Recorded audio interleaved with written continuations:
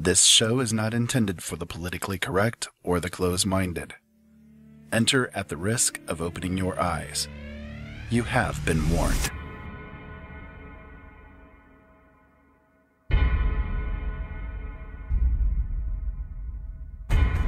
Why does the media attack an issue? To get primetime ratings? In my line of work, you got to keep repeating things over and over and over again for the truth to sink in. The Army Air Forces has announced that a flying disc has been found and is now in the possession of the Army. A moment comes when we step out from the old to the new, and when the soul of a nation, long suppressed, finds utterance.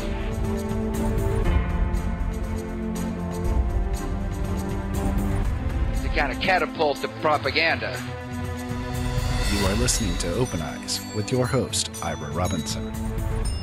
From the normal to the paranormal, from government cover-ups to the depths of our consciousness, we aim to explore all things.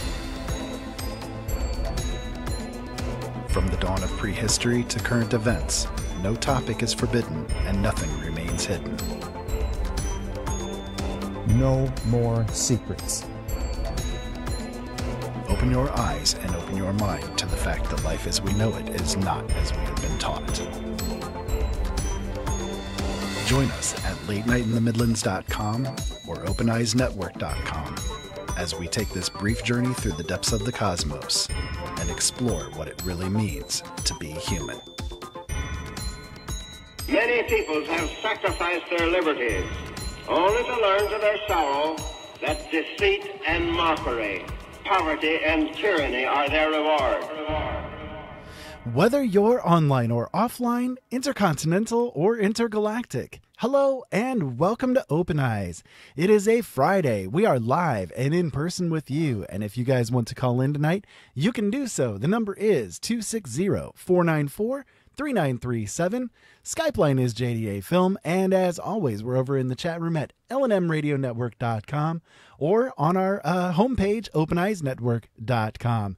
If you guys want to tune into us at YouTube, we're also live over there, youtube.com/C/Open Eyes Network. And while you're over there, make sure you guys hit the subscribe button, hit the little bell button. That way you get notified of when we come out with a new show or when we go live doing something like playing video games, whatever the case may be. You guys can get notifications of when we end up doing that. We have a guest that's coming on with us tonight, Michelle Lynn. We're going to bring her in here in just a moment. But again, if you guys want to call in and ask any questions or anything on your mind, go for it. We are here and we are waiting for you. Later on in the show, we'll also have Daryl Neely coming on with us again. He joined up with us last night on Brothers in Arms, and he's going to join in with us again tonight, probably in the second hour, but we'll see what ends up happening. Hopefully he will be around.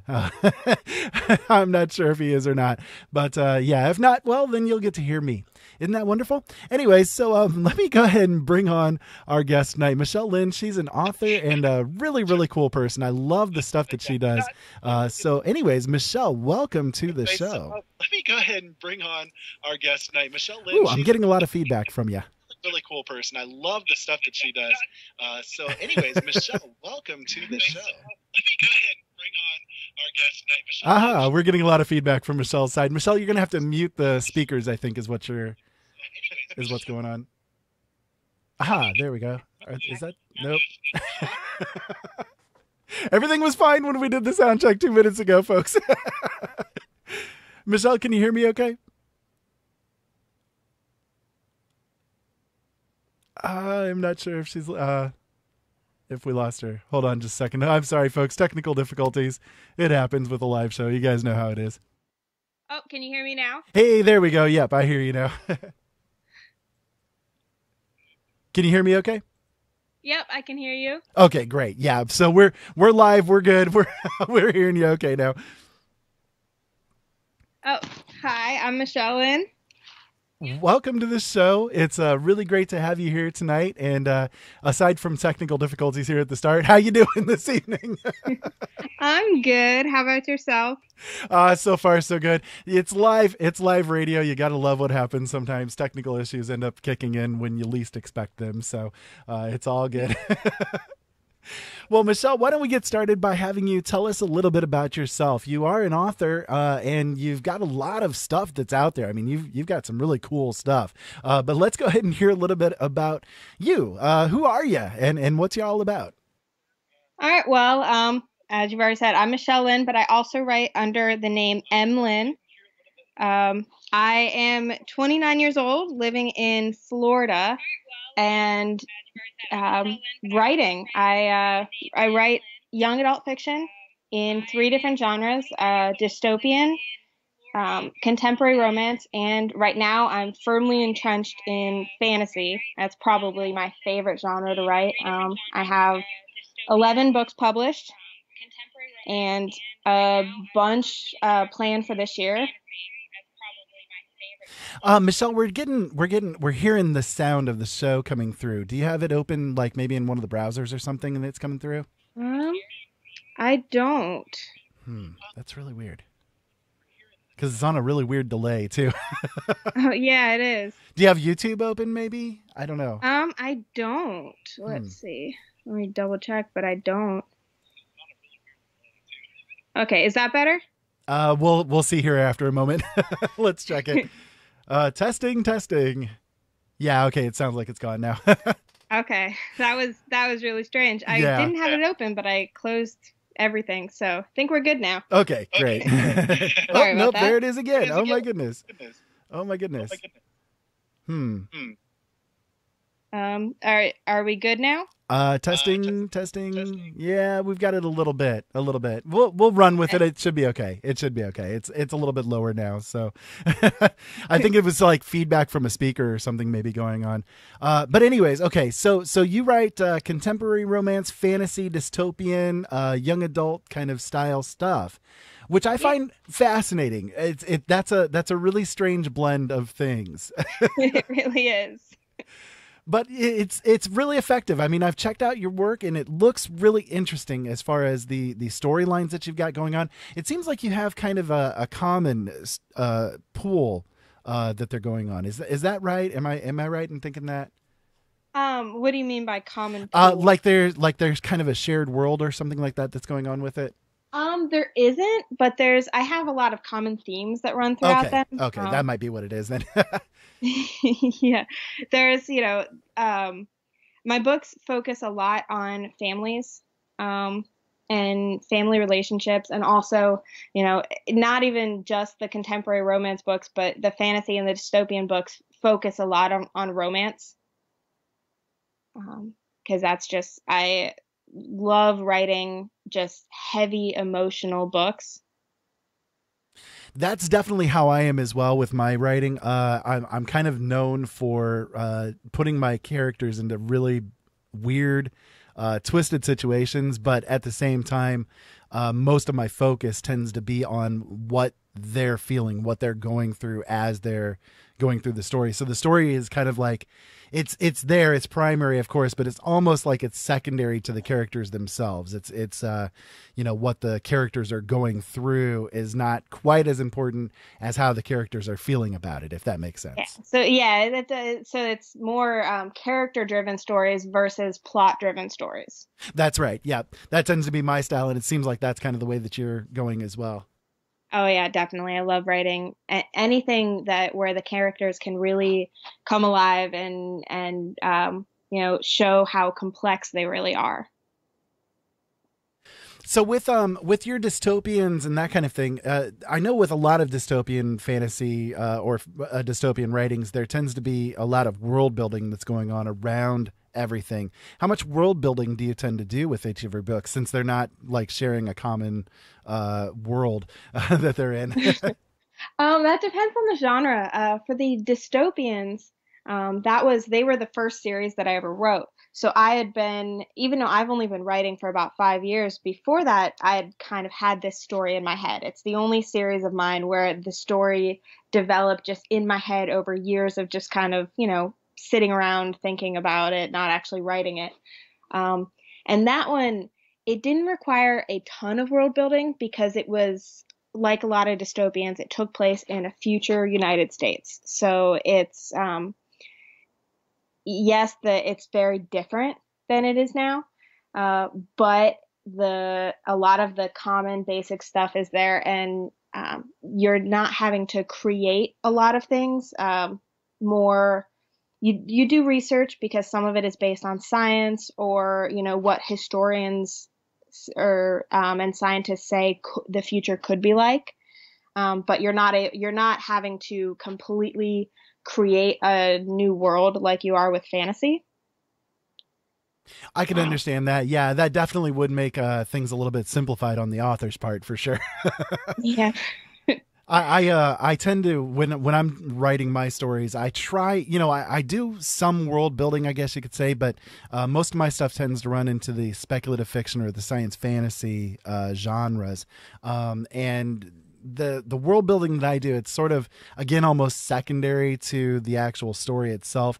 If I have things like I know as the author what's going on in the world at large and how things are shaped and that sort of thing. But a lot of times the details that I've got in my head or written down for all of that stuff doesn't even end up making it into the book and has nothing to do with the book at all. So, oh yeah, I know how that feels. It's almost like, boy, I just wasted that time, didn't I? But, I got really lucky with my fantasy series because world building is probably my biggest weakness as a writer. I'm very aware of the things that I'm good at, and then also the things that I'm not. And I got very lucky with my fantasies because I write them with a partner, and my partner is really good at that stuff. So, I can handle some of the emotional scenes and more dialogue, and then she can handle a lot of the world building or the description that I'm just, he wore a shirt. That's what I'll say. I like that. Yeah. Well, there is something to be said for the reader has their own headspace and the theater of the mind kind of thing, and giving just enough description for them to get by. That's totally a style. I mean, that's doable. That's sort of what I do sometimes myself. It's the nice thing writing young adult fiction because especially in fantasy, I don't have to kind of abide by the standards of high fantasy, that is created almost to have these paragraphs of stuff that people really just kind of skim. And, the info dumping, think like Lord of the Rings, no one reads every single word of Lord of the Rings. Yes, they're amazing books, but they also have some really boring parts. Yes. And the Silmarillion is another example. Really great plot, really great story overall, but a lot of stuff is just skippable. Oh, yeah. And so with young adult, it's great because the story is, they're designed for, young adult is read by people of all ages, but they're designed for teenagers who need things to move a little bit faster. Right. So they, as long as you move the story along, a lack of description is actually kind of what young adult is known for a little bit. Right. Yeah. And as an author, one of the things I've actually wanted to do was some kind of young adult type of stuff as well, to kind of tap into that genre that's there.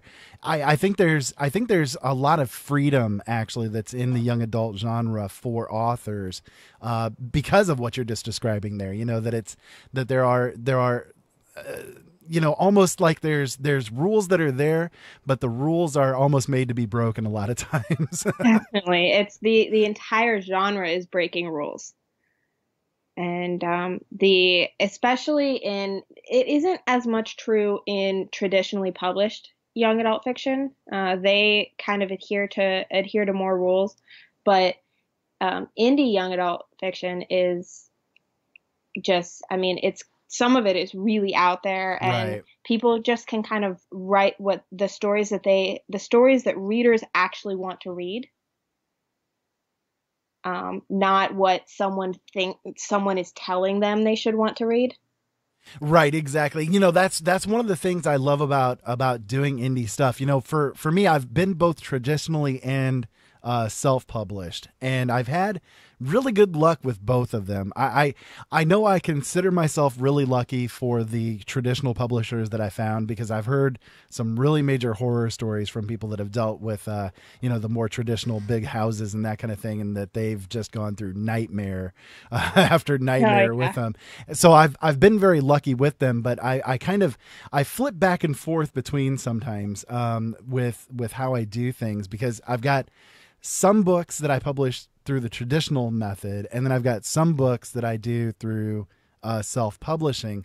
And I've thought about doing some things in young adult, but if I did that, I would probably do it under the self-publishing, because there's so many iffy things that go on with the traditional world when it comes to young adult.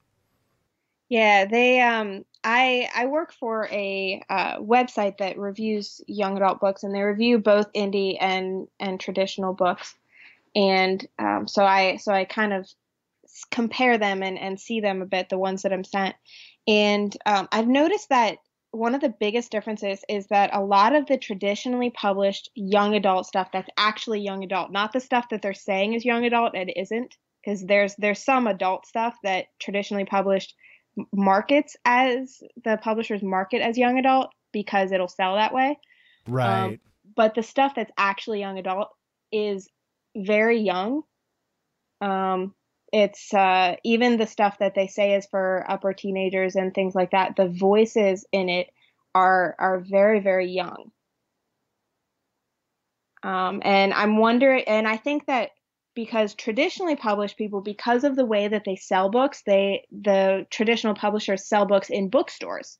That's their bread and butter is still bookstores. I mean, Amazon sort of, but also bookstores. And that's where a lot of the teenagers shop. Whereas indies, since they're selling ebooks, they're marketing their young adult more to adults. People with credit cards.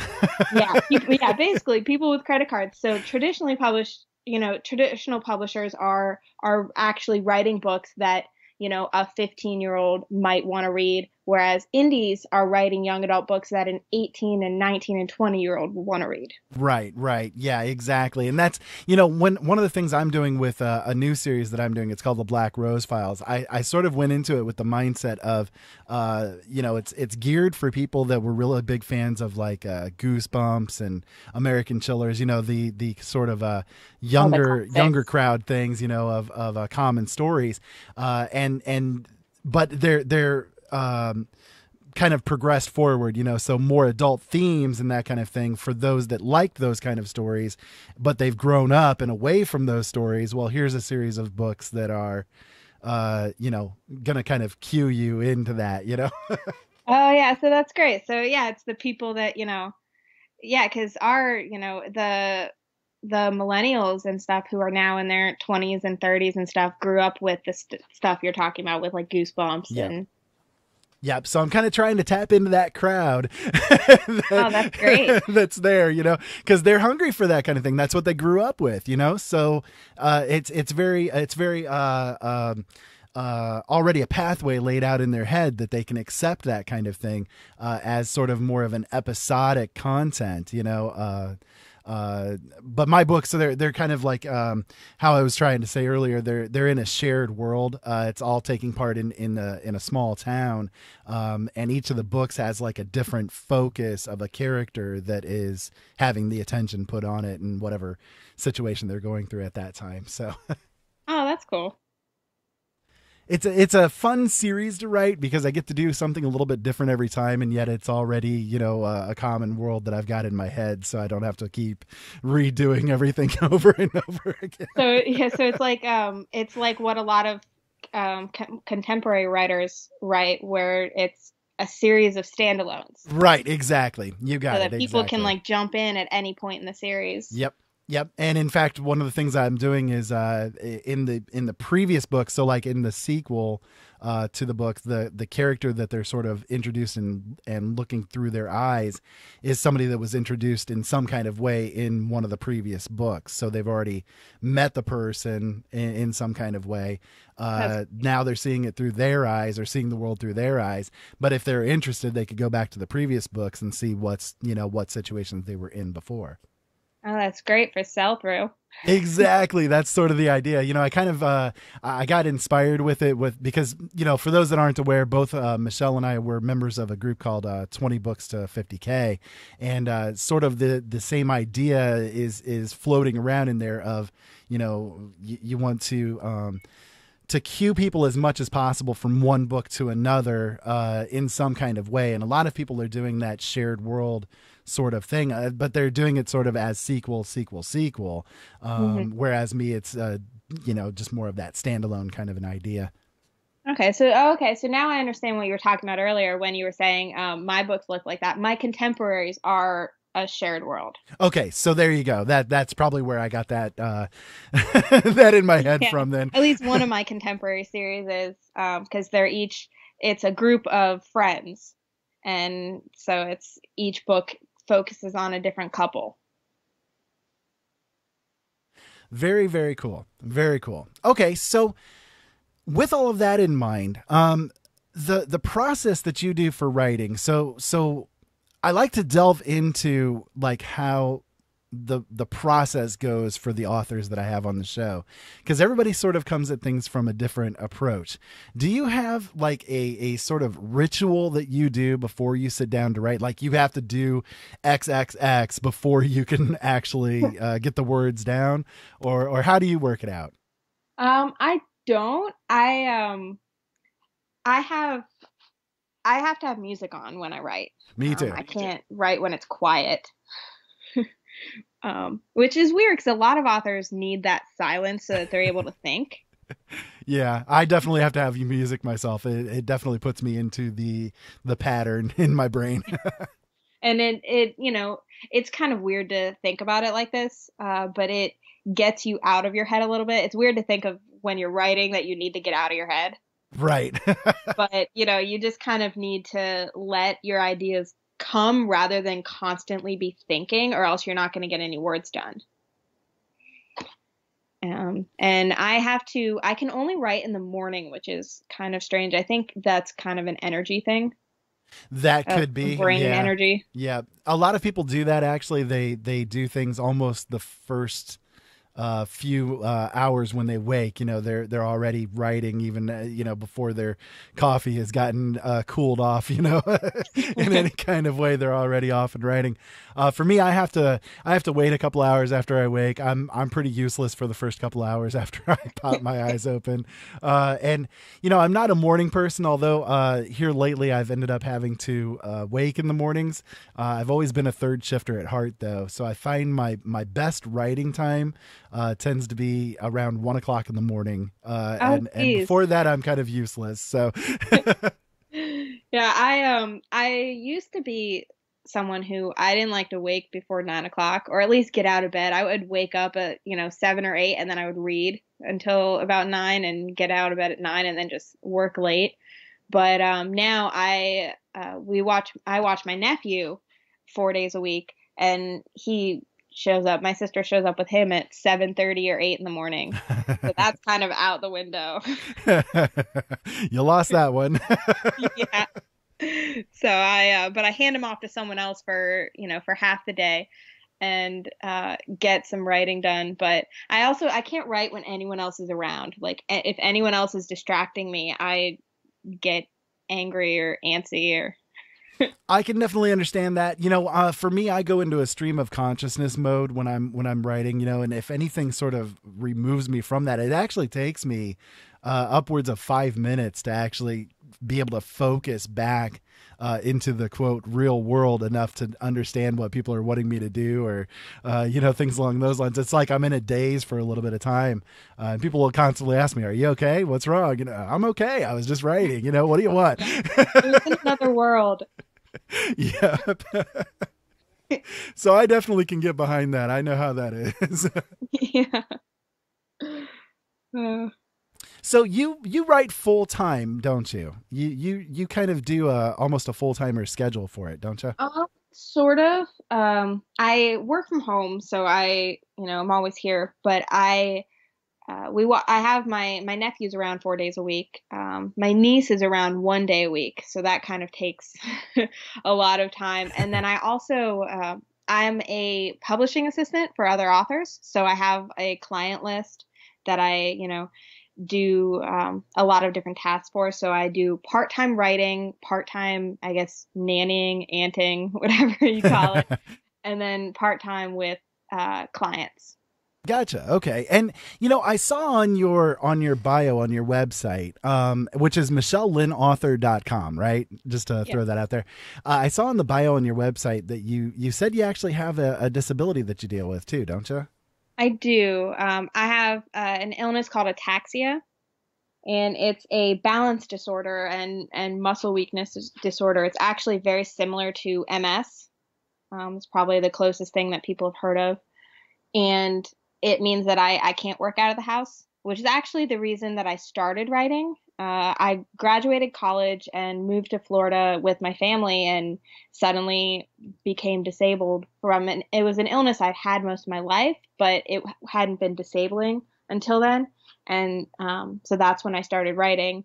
And it's great because it gives me, a job and a purpose and just something, a passion, something that I love to do that I can still do. Right. Well, see, I can definitely understand that. I have a disability myself. I'm legally blind, and my blindness basically lets me write. I mean, it gives me time. It's given me time to flourish as a writer, as opposed to before it fully kicked in. It's a genetic disorder. It's the same thing as you. It's a genetic disorder that I had to deal with, but it didn't completely impact me until about 12 years ago or so. And at that point in time, I had to figure something else out to survive. And you're still able to write? I'm still able to write it. It's my blindness. It's called keratoconus. It's actually sort of the opposite of black blindness. I see too much instead of too little. My eyes, instead of being egg shaped, are pyramid shaped.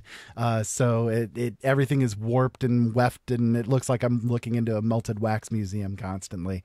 But I can squint enough to be able to see the words that I'm typing, and I use a device called a free write, which has been really helpful because it has a really nice bright backlight on it, so I don't have to strain as much using it as I do with like a computer or something like that. So I found the tools that I needed to help me to get by, and it's at least helped me to get functional with it. Yeah, wow, that's crazy. Yeah, it's amazing, what writing allows us to do. It really is. And that's one of the reasons why I wanted to bring it up with you, because when I noticed that on your site, I'm always interested in people that are doing writing through, disabilities, or despite it, or even because of it, like with your, in my case, for instance, it's given us time to be able to do the writing, so, and so I don't look at it as actually a disability. I look at it as this is giving me the opportunity to do what I've always wanted to do my whole life. Yeah, that's kind of how I've seen it too. Obviously, I didn't see it at first like that. I was 23 years old and suddenly disabled. But since then it's allowed me to do so many things. I never would have become a published author, let alone written, 11 books. When I wrote my first book, I was still thinking it was temporary, and I never planned on actually publishing it or writing a second. And it's allowed me to be a full-time aunt to my niece and nephew. And so there's so many things that it lets you do that, it's not always a bad thing. I mean, you wish it were different, obviously, but you have to make your lemonade. Exactly. Well, listen, let's go ahead and take a break here real quick. We'll get back into more questions. We have a couple of questions that came in from the chat for you, so we'll go ahead and get into those when we come back. How's that sound to you? Sounds great. Okay, you guys are listening to Open Eyes. Tonight we have Michelle Lynn with us, and really fascinating. I'm loving this so far, and hopefully you guys are as well. If you want to call in and join us, you can. It's 260-494-3937 for the call-in number, and our Skype line is JDA Film. As always, we're over in the chat room at LNMRadioNetwork.com. You guys can come on over and join in with us. Lots of people there discussing some awesome stuff. So, and YouTube.com/C/Open Eyes Network is the YouTube channel that you guys can watch us do our thing. We'll be back in just a few minutes, folks. Stick around.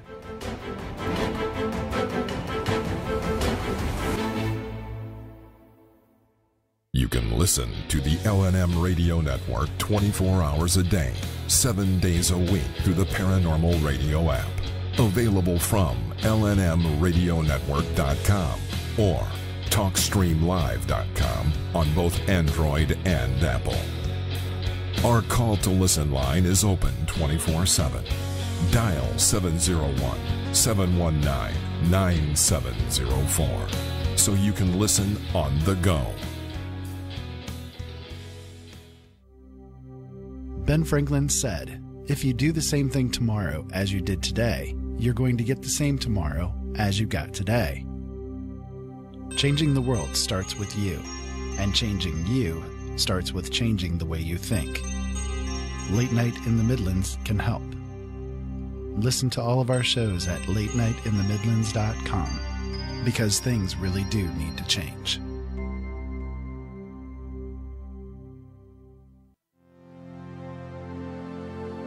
Open Eyes seeks out the heart of matters, looking for explanations in places that most other radio hosts refuse to go. No subject is forbidden, and nothing remains hidden. Listen to Open Eyes on the Late Night in the Midlands Radio Network, weekdays from 7 to 9 p.m. Open minds, open hearts, open eyes.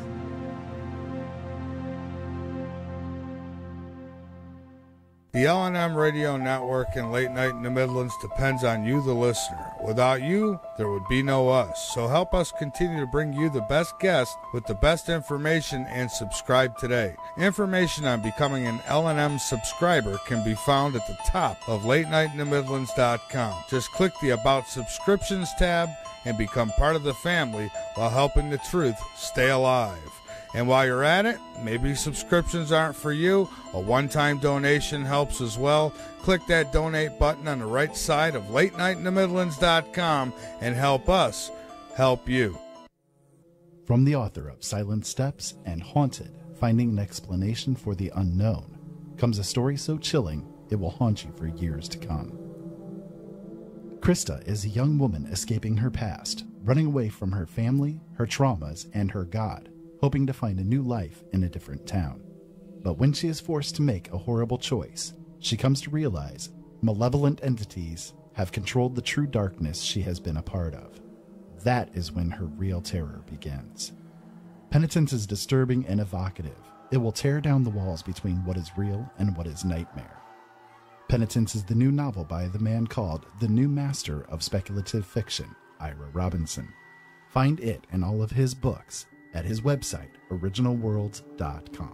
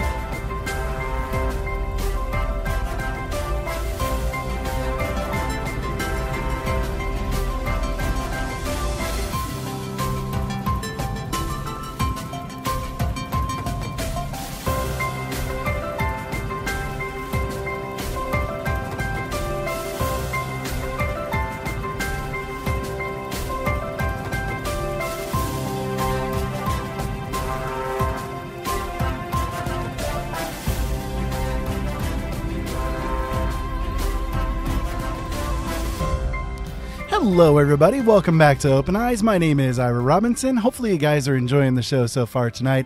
I know I definitely am, and it seems like everybody in the chat is as well. So if you guys want to call in and join in with us and ask any kind of questions to the author, we would love to have you call in. 260-494-3937 is the call-in number. Skype line is JDA Film, and as always, we're in the chat room at LNMRadioNetwork.com. Come on over and join in with us. Michelle, we have returned, and we did have a caller call in for us. I do believe this is our frequent flyer, Doug, who might have a question for you. Doug, welcome to the show. You are correct. Awesome, awesome. So what's on your mind tonight, Doug? Well, I was going to, like I said before, and when you were talking to a different writer, I was going to make my Coast Guard memoirs, and put them in my fireproof safe so future generations of my offspring can read them of my antics. And I was wondering, how graphic should I get? Because I've seen, and I got pictures of some pretty nasty stuff.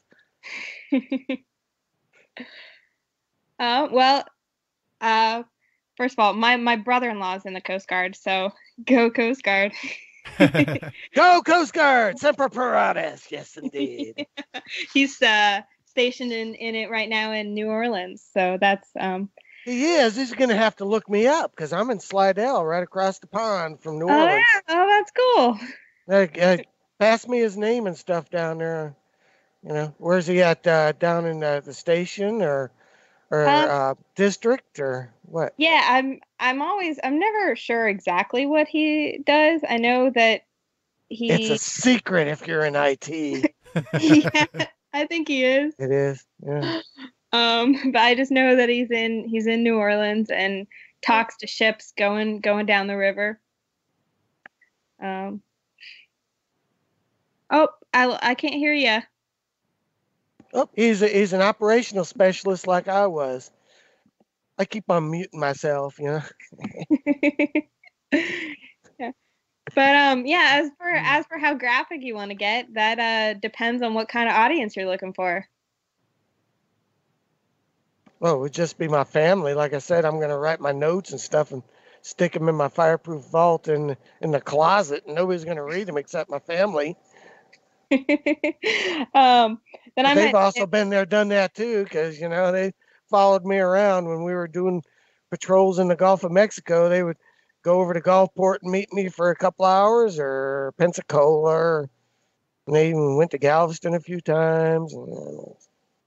Well, I would say, because I was, my grandfather was, he was in World War II. And so I'm thinking of, future generations and stuff. And I'm always thinking about, he never would talk about a lot of the things that happened. And we're always, and now that he's gone, we really wish that we knew a lot of the stories, and, because it had such an impact on his life. And so, I'd say if your stories and your images and things, if it tells the story of your life in the Coast Guard, then I would put it in there, because your future generations will want to know. Yeah, I got some pictures from my dad. He was in World War II too. He fought in Germany, and I won't go into the details, but he's got German soldiers, like they're shooting over a trench. But if you do the long shot, they're missing from torso down. Nasty. Yeah. My grandfather was in the Japanese theater, and we heard a few stories, but he was always very mum about most of it. I guess he didn't want to write any memoirs of his experiences. I'm going to do it sooner or later. Yeah, I think a lot of people that have gone through that kind of thing, they don't, because they'd rather not think about it or not remember it. And writing it down definitely would bring those memories right back up. So a lot of them that have PTSD and that kind of thing from it, they just rather avoid it, I think. Yeah. I don't call my PTSD anything except maybe craziness. Well, you are to begin with anyways there, Doug. So that's why we call you the Crazy Cajun. You're that way for a reason. Doug, thank you for calling in tonight. We appreciate it. Yeah, thank you. Okay. Have a good night, Doug. Bye. Bye. Doug is one of our frequent flyers here on the network. Really great guy. We love him to death. So, but he is called the Crazy Cajun for a reason. So, Michelle, we did have a question that came in from the chat for you as well. Let me see if I can find it here. Okay, so your biggest supporter, who would you say your biggest supporter of your writing has been? That's a tough one. I've been very lucky in the support that I've gotten. But I would probably say my dad. He reads every word that I write, which kind of directs my writing a little bit, because I don't, my rule for myself is anything I don't want him to read, I can't put in my book. But he reads it all. For my first ever series, he was my original beta reader before I knew anyone else, and he would go through it page by page with me and do some editing and all of that. And he made my original covers. They're different now, but he kind of pushed me out the door and helped me get published. Well, that brings something up. Actually, I was going to ask, as far as your covers goes, I love the cover work that you've got going on. Do you do it yourself, or do you have someone that does it? I noticed they all kind of have a common sort of motif with them. So, well, the covers right now, I don't do them myself. I have absolutely no graphic skills whatsoever. That's why you're a writer, right? Yeah, I have negative graphic skills. And he was wearing a shirt. Yeah. So I've always hired cover designers. My backlist is actually my contemporaries, and my dystopians are actually with an indie publisher. So they're still indie, but a publisher handles the editing and the covers and things like that. And so the dystopian covers and a couple of the contemporary covers were done by their designer. And they have a very talented designer. My book, We Thought We Were Invincible, is one of my favorite covers. I absolutely love what they did with that. I liked that one a lot. Yeah. Yeah, and they so they're really great with that. My fantasy is not with the publisher, and that one my writing partner and I, we got a custom graphic for that. That's not stock photography or anything. We actually had a friend of ours who's an artist, our friend Linda. She drew up we call it a sigil. It means dark magic. It has a bunch of Orlanthe runes in it that kind of put the meanings put together means dark magic. And she drew up the sigil, and then we found this amazing graphic designer who was able to turn a sketch into a computer graphic in order to put it onto the cover. And that's the book Prophecy of Darkness, right? Yes. Okay. And that one has that one been published? That's the one that's just due to be published, right? That one was just published at the beginning of February, and the sequel will be out in May. Oh, okay. Awesome. Okay. And again, people can find that on your website, MichelleLynnAuthor.com. Yes. And that's with two N's. Lynn, L-Y-N-N. And now people have to be careful. There are actually two Michelle Lynn authors who write fiction. It gets a little bit confusing, especially because the other Michelle Lynn only writes contemporary romance, and her books are not young adult at all. They're a bit racy, yeah. Yeah. And so I tell my readers and when I send out my newsletters and things, I tell them that the rule of thumb is that if there is a half-naked man on the cover, that it's not my book. That's a great way to put it. Yeah. I like that. Now you know you're gonna have to avoid doing anything like that ever on any of your covers. Basically, I do have one book that has one. I just don't tell people that it's my book. And I mean, that one is the only book of mine that my dad has not been allowed to read. It's just a short story, and it was with a writing partner, so all of the racy scenes I didn't actually write. My writing partner wrote them, right? But... we say that aloud, yes. Yeah. Well, okay, so with Prophecy of Darkness, what is that story about? Let's get into the story itself. What is that story about? Okay, well, at the heart of it, it's about a prince. You know, it's princes and princesses and kings and all that, kind of the best part of fantasy. And a kingdom that has had its magic stripped away, because magic exists in the earth for people to draw on. And this kingdom has had it stripped away in a war 20 years before the book. And the kingdom is dying. The crops won't thrive. The weather patterns are erratic. So the prince must find a way to reclaim the magic and to get it back.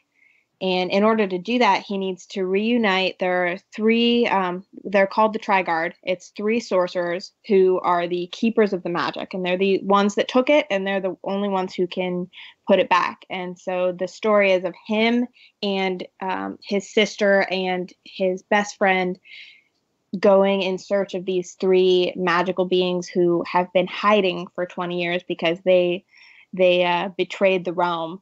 So they've been in hiding and separated, and they're having to reunite them in order to get their magic back and save the kingdom and get it back before their enemies cross the border. So that sounds like a really interesting storyline. Where did you come up with the idea for it?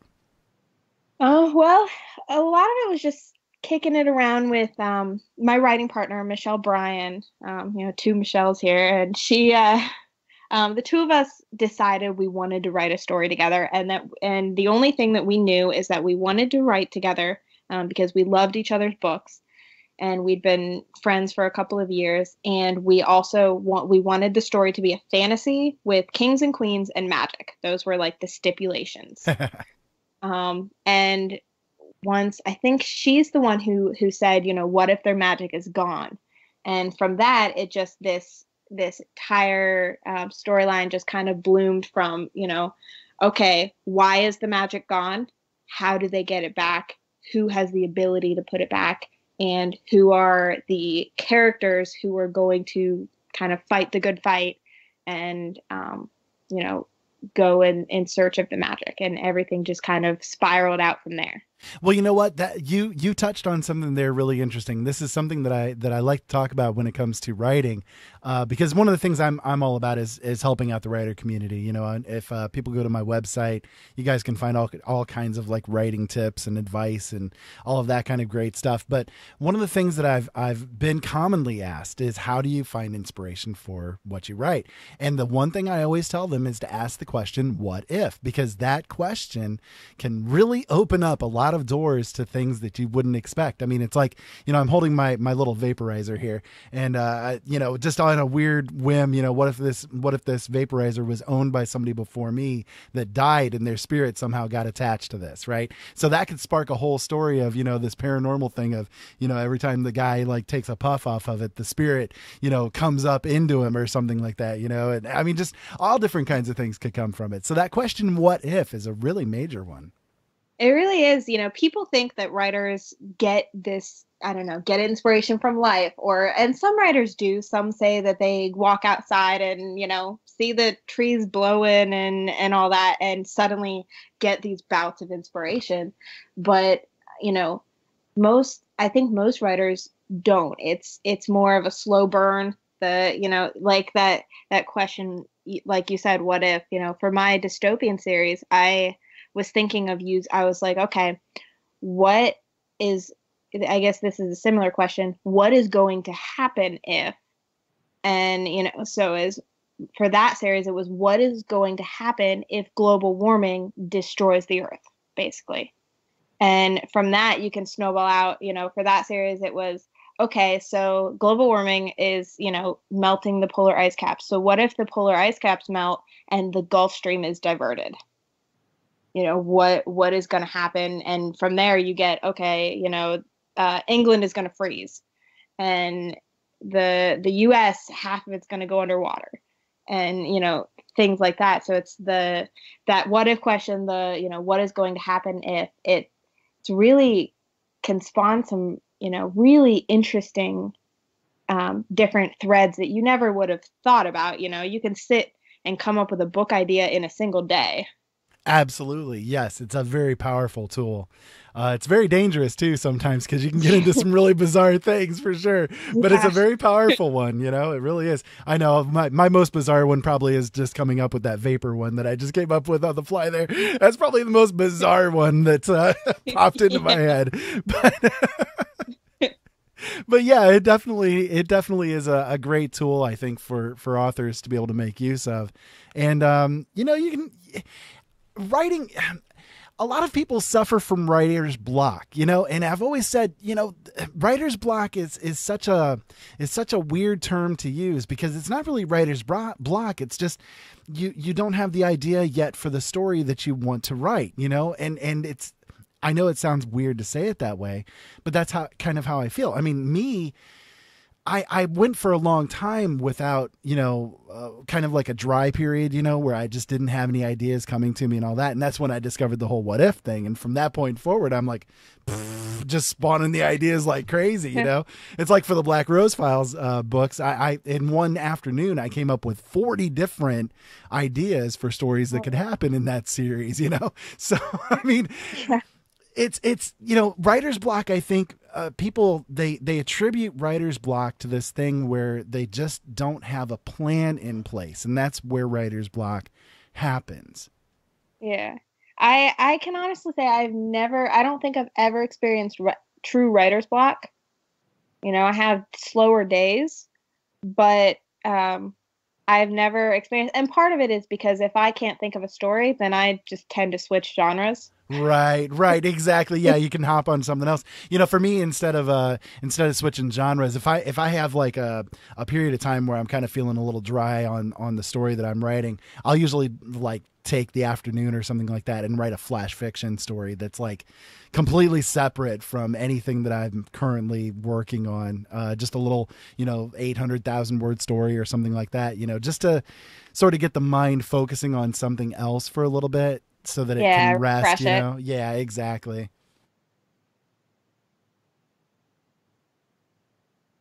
So I guess for me, that's sort of my method of avoiding the block. Yeah, and you know, it's interesting you say that, you know, you think that people get blocked when they don't have a plan. I've never been a planner ever. Like in any area of my life, I just if I have a plan, I'm not going to stick to it. So I just don't do it. And with all of my books, I have never written an outline. I was going to ask if you're an outliner or a pantser, so that works. Yeah, complete pantser until it came to the fantasy book, and that was because I'm writing with the writing partner. So sure, yeah, you got to have kind of a common pool of things to look at. Yeah, yeah, and we had to have a chapter by chapter outline because it was like, okay, who's going to write this chapter? Who's going to write this chapter? And kind of make sure that the story is going in the same direction for both of us. And it has made it easier. You know, I never would have thought that I would have said that. And I still have issues outlining when I'm by myself. I just can't come up with outlines as much as I can come up with, you know, new chapters and things when I'm just writing. But it has meant that I know at the start of the day, okay, I'm writing this chapter today, and I can sit down and I can crank out that chapter faster than I've ever cranked out anything. I've never written anything as fast, you know, as I'm writing these chapters for the sequel to the fantasy that we just released. How many words a day do you usually get in? I try to aim for 2,000 at minimum. Some days yesterday I wrote about 6,000 words. Nice. Cool. Today I didn't write any. So, you know, it depends. A lot of it depends on my, what time of day I have my nephew. You know, my word count will go up in a few months when, you know, when he's in daycare. Right. Kids yeah. kind of get in the way of word count. I mean, I don't regret having him. I mean, I would rather have him than write, but you know, it does stunt you a little bit. Oh yeah, definitely. Kids will kill the writing process in a heartbeat. They're very good for doing that. Yeah, definitely. Yeah, I tend to get in or try to get in 2,500 or 1,500 at a minimum. Usually I can get in about 3,000 to 5,000. Just depends on the flow that I've got going on. But a lot of times when I'm doing my show days, I end up not really being able to write very well because it's like I'm using the same creative juice to do the shows as I do doing the writing. And I actually had to cut my shows down. I was doing them Mondays, Wednesdays, Thursdays, Fridays, and Sundays. So it definitely was interfering with the writing process on that for sure. Yeah, I can imagine. And you have to make sure that, because your shows are in the evening, so you have to make sure that you still have something in the tank. You got it. Exactly. And it takes a lot of time to prep the shows. So especially when I'm doing them solo, I'd spend, up to 16 hours a day doing nothing but, show work. So wow. Yeah, it was definitely a mess. I ended up for my own sake and sanity, I had to take the time off from the shows. So, but that's okay. 'Cause hey, it is what it is and things happen for a reason. And I found that, I'm much more, pleasant to be around at this point in time because I'm being able to get the writing out. It's like when I feel the urge to write and when I've got that there, I try to write every day, but when I'm really in that zone of things and I'm not being able to get the words in a day, I feel like crap. I'm like berating myself, and everything. So do you ever go through that too? Oh yeah. My productivity, especially being disabled, and you probably get this. You don't want to feel like you're just wasting time. Right. I want, even if I'm not doing something that, is going to pay a lot of the bills or something like that, I never want to feel like I'm just sitting around because I can't be out at an office, working. And my productivity, for whatever reason, is always tied to my word count. So I can get a million other things done. I can get tasks for 10 clients and have edit books and format books and do all of that. But if I didn't write that day, I feel like I did nothing. And it so feels like crud when that happens. Yeah, it really does. It's like even the next day, you're still feeling it a little bit. Man, I can't believe I was like that yesterday. So, okay, well, you said before the ends here, you said earlier that music is definitely your go-to thing. What kind of music do you listen to when you do writing? I can't listen to anything too fast-paced. Anything that kind of makes me think about the lyrics or anything. I like to listen to Joshua Radin as like my go-to. I'm a huge Joshua Radin fan, and his music is very mellow.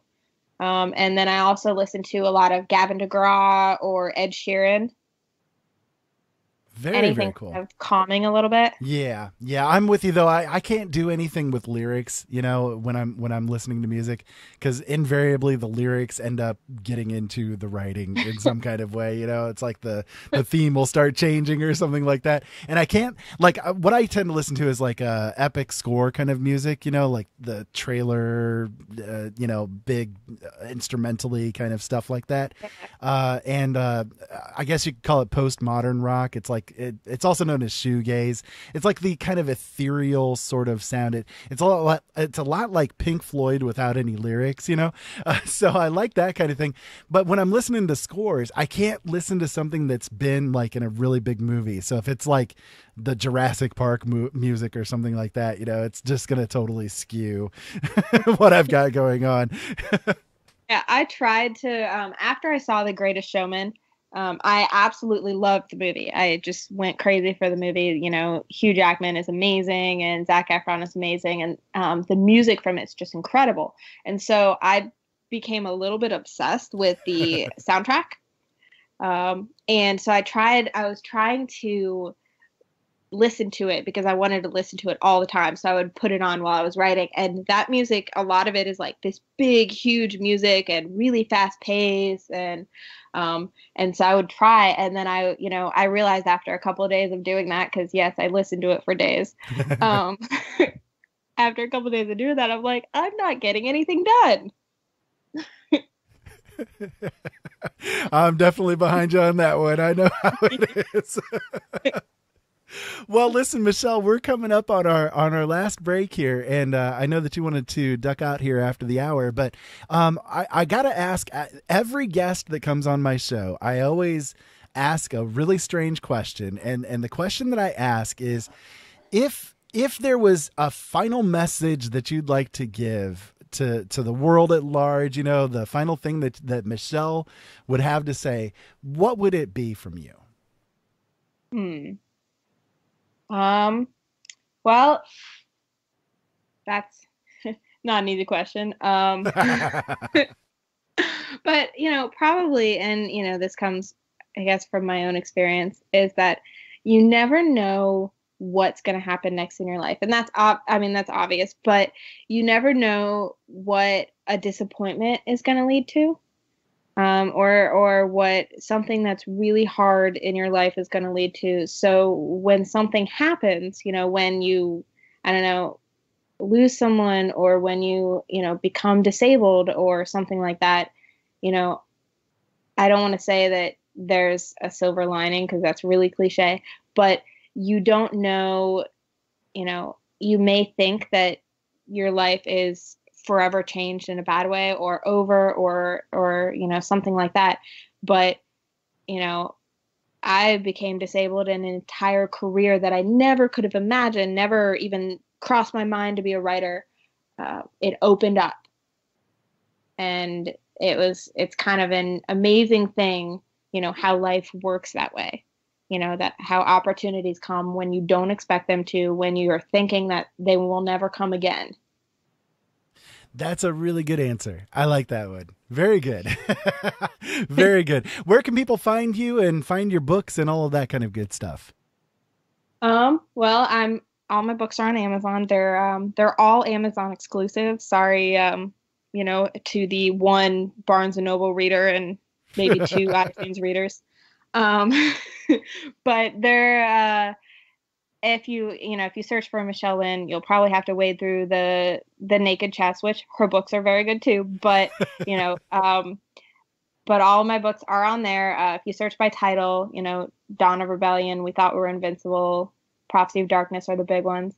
Then MichelleLynnAuthor.com, all of my books are there. Links to all the books are there. Links to my Facebook page are there. And also, if you go to my website, there's a link to download. If you haven't read anything of mine and you want to test it before you spend any of that hard-earned money, there's a link to download a free book.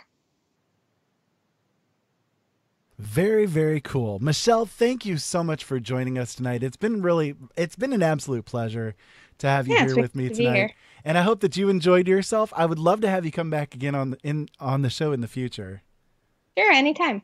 Awesome. Well, I will send you the links to this show after it's all done, and I will make sure that all of your links are available in the archives of this show as well. So for those of you guys out there that are listening on the website, you guys can go there to click the links and get to her information and her goodies. So Michelle, thank you for coming, and definitely appreciate you being here tonight. Yeah, thanks for having me. It was a lot of fun. Great. We'll talk to you again soon. All right, bye. Bye-bye. So there you guys go. Michelle Lynn, you guys can go to her website, MichelleLynnAuthor.com, and check out all of her work. Really great lady. I loved her to death. I think that she's got some fantastic stories out there, and you guys definitely should check them out. We're going to go ahead and take a break here real quick, and when we come back, we're going to get into some different stuff. We're going to kind of switch gears on you guys here and go in a little bit of a different direction. So when we come back, we're going to have Daryl Neely come on with us. He was on with us last night, and we had a really interesting conversation. So we're going to have another really interesting conversation here tonight as well. So stick around. If you guys want to call in, 260-494-3937 is the call-in number. Skype line is JDA Film. And as always, we're in the chat room over at LNMRadioNetwork.com. Talk to you in a few minutes, folks.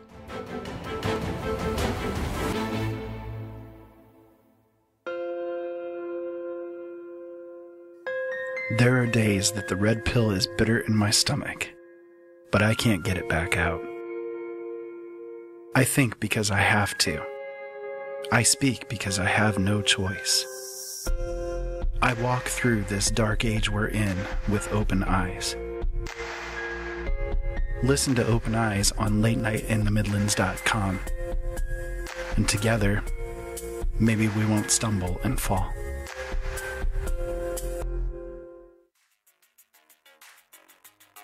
The LNM Radio Network offers a chat room for you, the listener, to connect with others whom are interested in the topics and guests that the LNM Radio Network brings to you.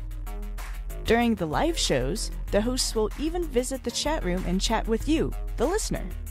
Click on the big red Chat and Listen button at the top of the website and join us. No subscription is needed at either lnmradionetwork.com or latenightinthemidlands.com.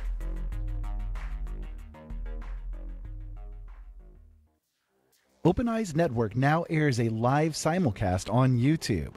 Our YouTube channel, youtube.com/c/Open Eyes Network, features not just our live content, but other videos as well, and is always active. So now you can tune in many different ways. Open Eyes Network shows air Monday, Wednesday, Thursday, and Friday at 7 p.m. Eastern Standard Time live. Be sure to visit OpenEyesNetwork.com to find easy-to-use links to get to all of the places that you want to listen to our shows. And don't forget, all of our shows will now be archived as well on YouTube. Have you ever heard of Audible? Audible is a website with hundreds of thousands of audiobooks. They're all high quality, easy to listen to, and, best of all, if you take advantage of a special deal that we've worked out for you, you can get one for free.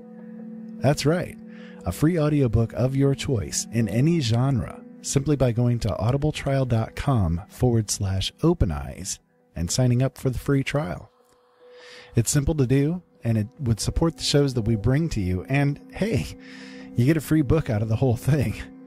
So why not take advantage of it today? Go to audibletrial.com/openeyes and sign up for the trial. Why subscribe to Late Night in the Midlands, you ask? Well, I'll tell you why. Late Night in the Midlands covers everything, and through the thousands of expert guests who have joined Michael Vera on his show, come pieces of the big puzzle, which started many years ago. Michael and his guests reveal information dating back to the beginning of time. To this very moment, Michael Vera not only brings you the best guests with the best information, but Michael is not afraid to call out those who are less than honest. You see, in this day and age, we need a radio show we can count on and a radio host we can trust to expose the truth one show at a time. So become a late nighter and subscribe now. Talk radio like no other. Late Night in the Midlands, bringing the truth back to talk radio.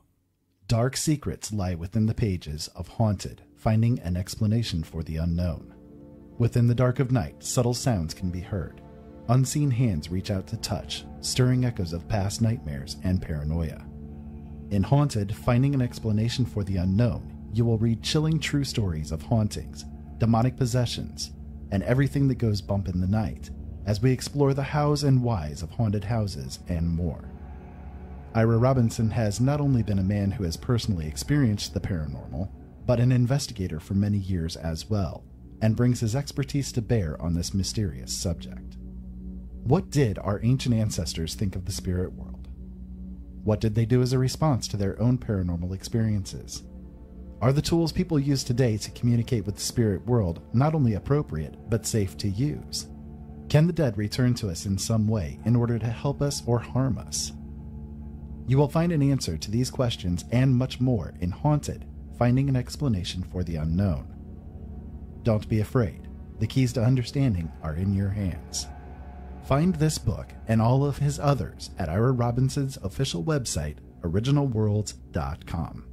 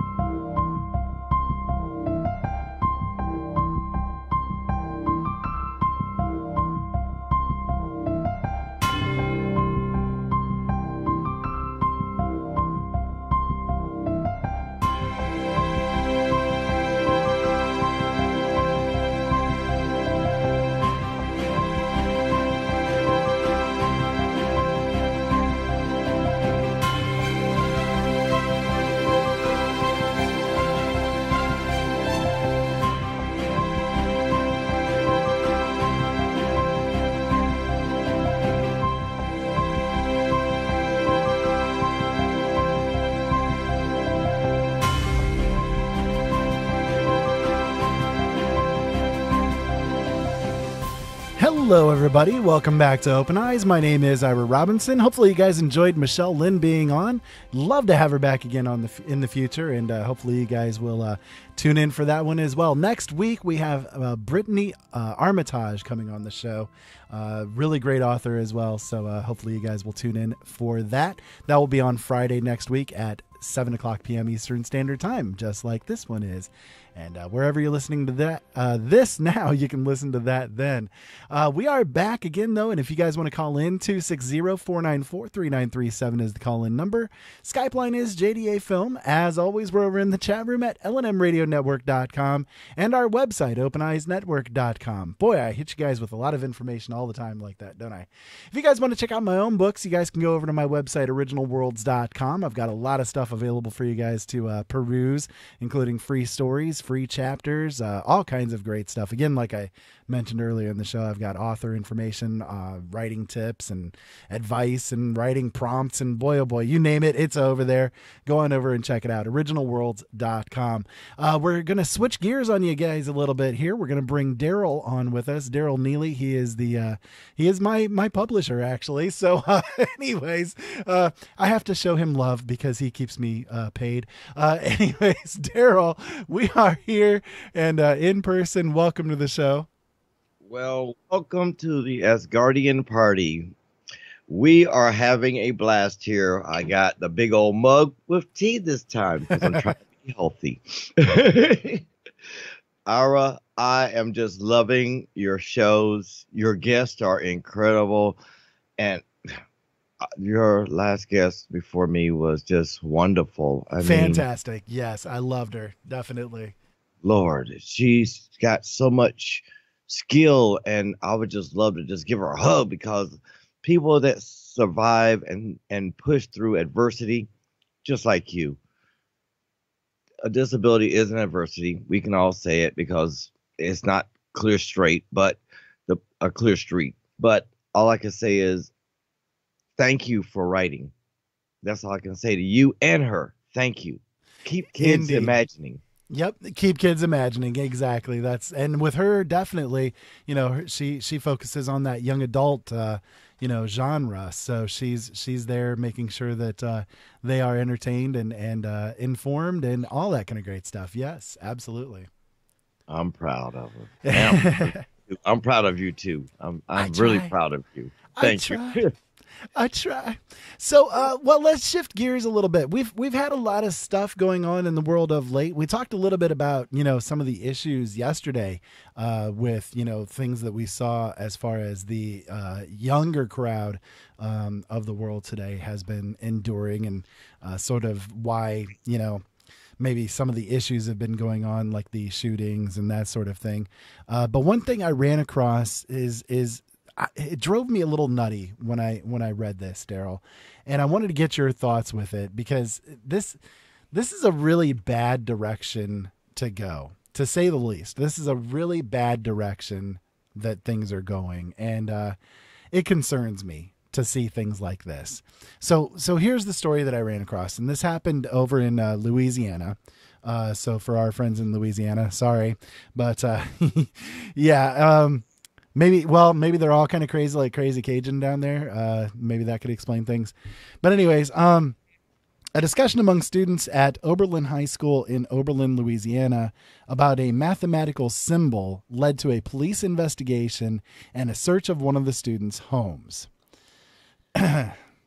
So detectives investigated a report of terroristic threats at the school, where they learned that a student had been completing a math problem that required drawing the square root symbol. Students in the group began commenting that the symbol represents which represents a number that when multiplied by itself equals another number, looked like a gun.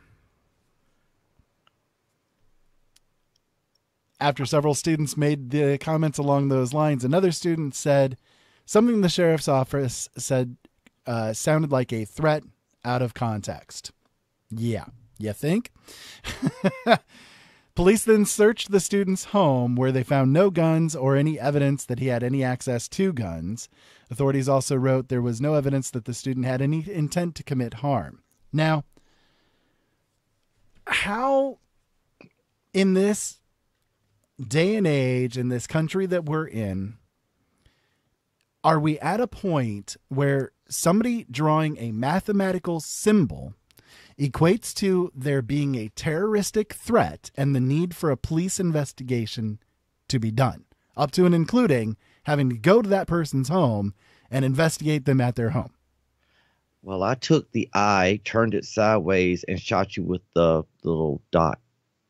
I took the J and made a cane out of it, and I used it as a croquet stick to knock the little dot that goes over the J at you. These people are crazy. I mean, I hate to say it. I mean, next thing you're going to say is if you put an X over somebody's head, you're targeting them. Where's all this information? I mean, where's the migraine? I can't believe that the police would waste their manpower and hours on a mathematical formula, and most of them cannot even do the simple calculation that's needed to write a ticket, or most of them can't even spell, but that's another story. I don't understand where you get a society based on fear when this society was never based on fear. Oh, I'm sorry, they're going to blame this on Donald Trump as well. Maybe that's the case. Maybe they just want to take your gun rights away from you. I thought we had this discussion yesterday. You take the guns away, my First Amendment will follow. The freedom of speech will go bye-bye.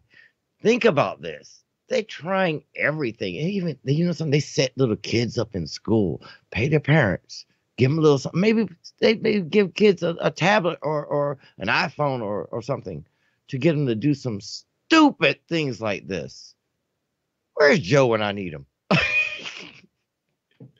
Ira, please help me understand what happened. What happened to this country? It's an insane situation that this even became a thing at this school, How did this get in the news? Because honestly speaking, Billy was sitting in the classroom. He was writing some mathematical form, like the guy that was writing. There was a math professor from the United States that was flying from, I think it was Italy, back here, and they held him on terrorism charges because he was Arab. Yeah. It's basically the same thing. So I'm trying to figure out what's going on. I mean, is the kid now a terrorist or on the terrorist watch list because he did math? Math is dangerous. I know my daughter would agree with that. Math is dangerous, and no one should do it anymore. Somebody said in response to this, I ran across a couple of Twitter tweets about this. Somebody said, really? Someone thought that pursuing terrorist threat criminal charges because he said a radical square root sign looked like a gun.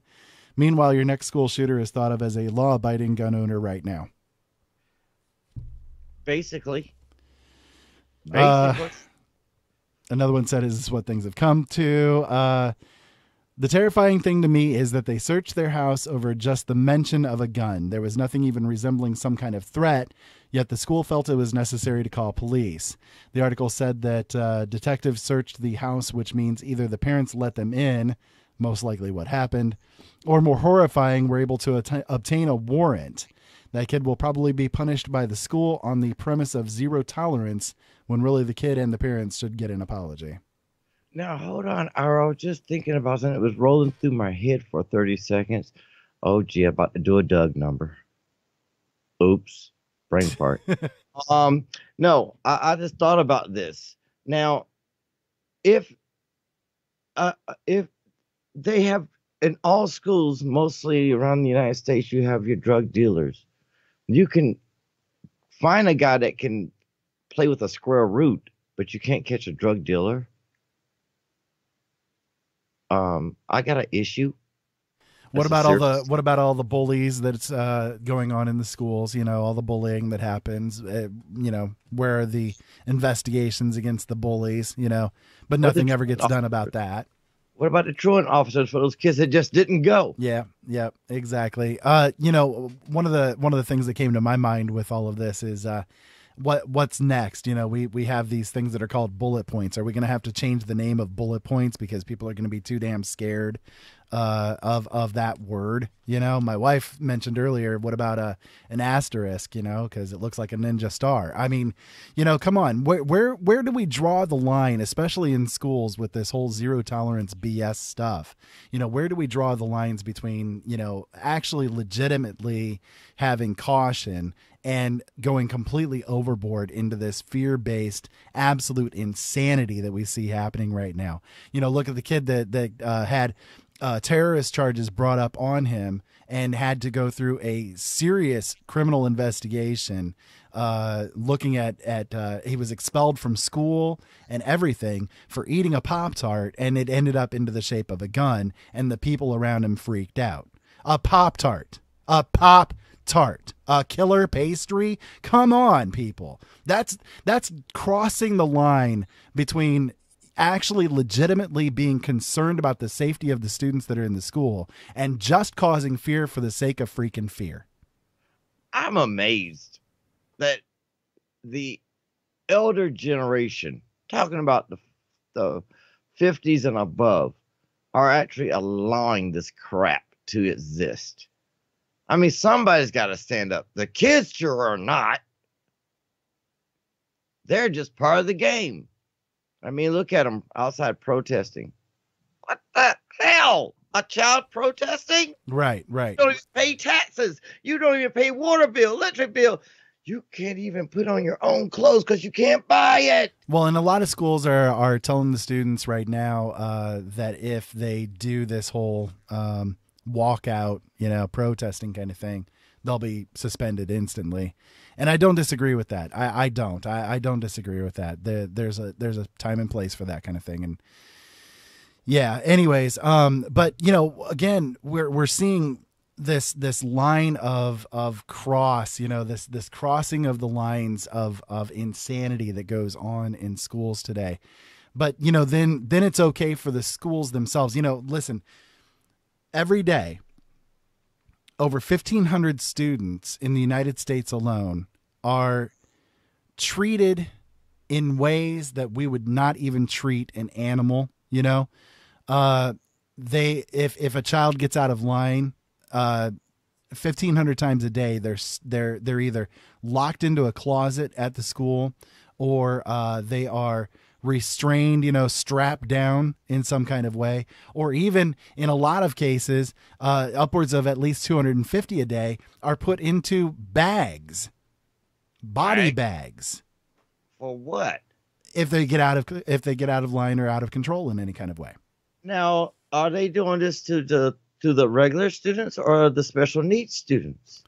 Because if they're doing special needs students, I would say that's against the law. Well, it's against the law anyway. Where's the law? Where's the law that says? Where's the law that says that my daughter, you know, in a public school would be there and forced into a body bag if she spoke out of line or something? You know, I mean, again, this is insanity, and yet then, you know, we wonder why students are having so many problems. There goes your freedom of speech. I'll put you in a body bag. There goes your freedom of speech. No. You're going to go stay in that closet until I say come out. There was a kindergartner who, this little girl, she was 4 years old. She had an investigation opened up on her, and her parents were not even called before she was questioned. Okay. She had charges brought up on her. They were eventually dropped, but she had charges brought up on her for taking a crayon and holding it before her and going pew, pew, pew. Hold on. My little 2-year-old does that. And then she had to sign a paper acknowledging that she would not do harm to herself or others. A 4-year-old. Hold on. Ira, stop the press. Back it up. A 4-year-old signing a paper. Do you know that you cannot force anyone under the age of 18 to sign anything. That was my exact point. Where were the parents with this? Why was she forced to sign this contract? And second of all, a 4-year-old, she gonna forget it 20 minutes later. Yep. And it's going back. She doesn't even have the understanding at that point in time of what she did wrong or right or whatever, you know? I mean, a 4-year-old, they barely have a comprehension between right and wrong. Barely. Mm-hmm. I mean, most kids aren't even completely self-aware until they're 3 years old. I got feet and legs and knees and head. And arms and elbows. I'm sorry. There was another example of 2 boys that had terror charges brought up on them. They were dragged away from school in handcuffs and shackles. And shackles. One of them was 6 years old. One of them was 8 years old. They were thrown into prison because they were chasing each other with paper guns, playing cops and robbers with paper guns on the playground. Is this a new form of indoctrination that we're trying to push our kids into a kind of more peaceful society that does not allow cops and robbers, cowboys and Indians, war at all? No soldiers. We can't play with our little soldiers no more. No. What I see happening, and I've talked about this before, but I'll say it again. What I see happening when it comes to this stuff in the schools is that they are indoctrinating in a way to make the kids as fearful as they can of guns. There's a reason for it. Because if they have this fear in their head about guns, then when their generation is available, to gets in the zone, so to speak, to be able to vote and to decide what happens in this country, they're going to be more likely, if a law was to come up before Congress or whatever to change the Second Amendment in some kind of way, they're the ones that are going to be more apt to say, well, yes, we need to change the Second Amendment because of blah, blah, blah.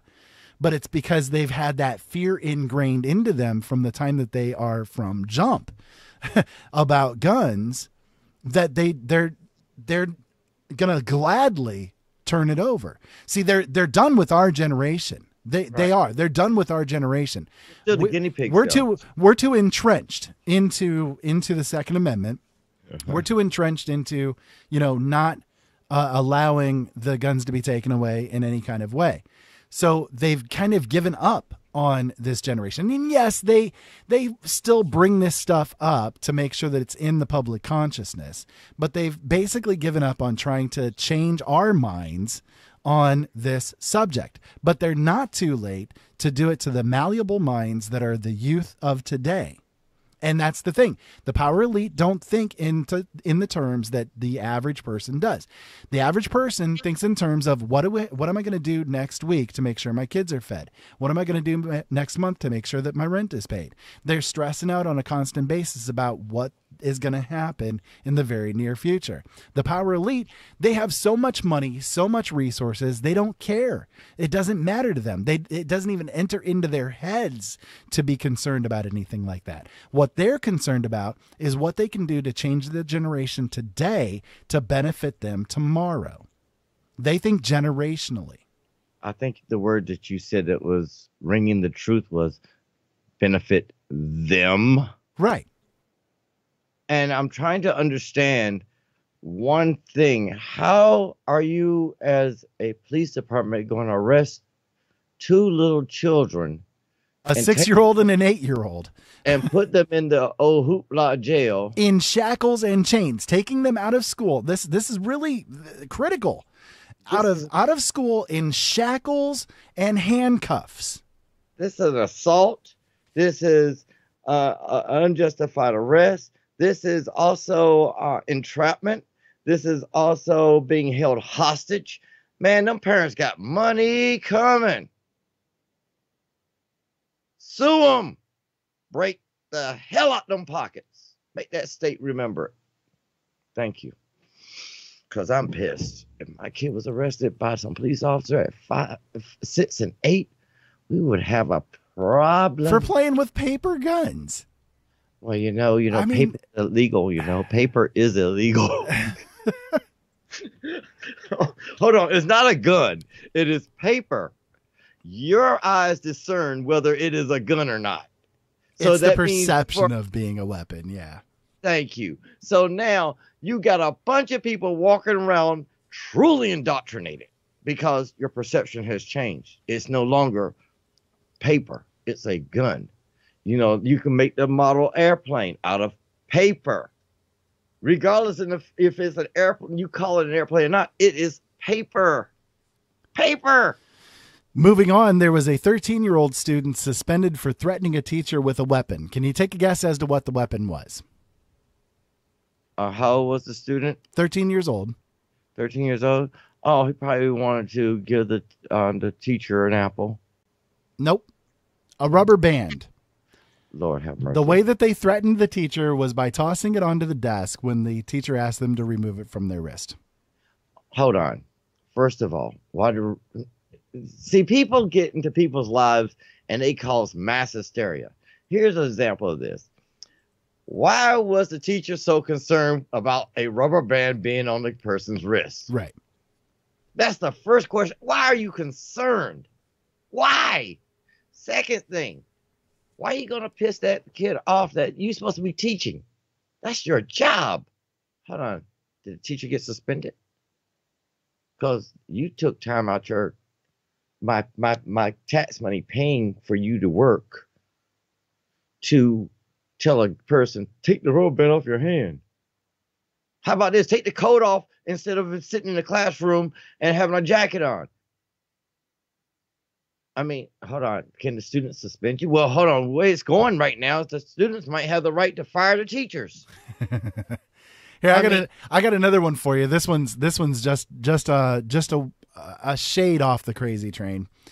2 boys aged 9 and 10 were charged with felonies, and taken away from school in handcuffs, accused of making violent drawings of stick figures. Go on the internet. They were charged with making a written threat to kill or harm another person, a second-degree felony. Ira, we look on the internet and we saw the little stick figures having their little run around. And the guy was trying to escape the house, and they. Yep. Okay, if it's getting to be this way, I consider that YouTube video an assault on me and my life. I feel threatened by it. You know why? Because that person made a lot of money off of that video. But stick figures. We are so weak as a society that stick figure threats. I mean, that's seriously stick figures. Stick figures. Good God. Taken away and charged with felonies. You know something? When they do storm across this American soil, we're going to have a bunch of, I hate to use the P word, but wimps fighting for nothing. They won't be fighting. They'll be running. You're going to have a bunch of wimps on the soil when the enemy comes across our land because you're too scared. You got fear. You putting 6-year-olds, 8-year-olds, 13-year-olds in jail, holding them hostage, and you're the police department. And then you got, I bet you social service got involved. Oh, yeah. Yeah, guaranteed. Guaranteed. Yeah, that's 120 days they're going to be sitting in your house. Here's another one. This one I thought was absolutely insane. A 4th grader in Kermit, Texas of all things, was suspended for making terroristic threats after telling a classmate that he had a magic ring that could make the boy disappear. Oh, my God. This was a 9-year-old kid named Aiden. He told a classmate that he possessed a magic ring formed in Mount Doom. Oh, I got to see In other words, Lord of the Rings. Right. The principal said that she couldn't comment on the suspension because all student stuff is confidential, but told the said signed up on it? Said that any and all threats to a child's safety, including magical ones, would be taken seriously by the school. Who signed off on it? Now, the father said, I assure you my son lacks the magical powers necessary to threaten his friend's existence. If he did, I'm sure he'd bring him right back. All right, you could tell I had to pop the muscles in my shoulder for this one. So, I mean, wait a minute. Does that mean we can start locking up Christians who threaten children's eternal souls to hell and promise that a magical Jesus is coming back to destroy the planet? I was going there. Lord have mercy. I was going there. Help me. Oh, great one. I need your help. How about if you don't do right all year long, Santa Claus is not going to leave you a present? That's a threat. You're threatening me, Daryl. You're threatening me, Daryl. I'm sorry. I'm gonna have to call the cops now. You're threatening me. Sorry. How about this one? I get you a lucky rabbit's foot. Oh, you just threatened that poor rabbit. We got to call PETA. They're going to open up an investigation on you.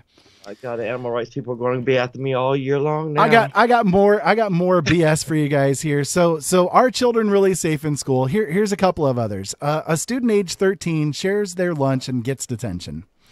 A 13-year-old boy at Weaverton Elementary School in California shared his school lunch, which was a chicken burrito, with a hungry friend.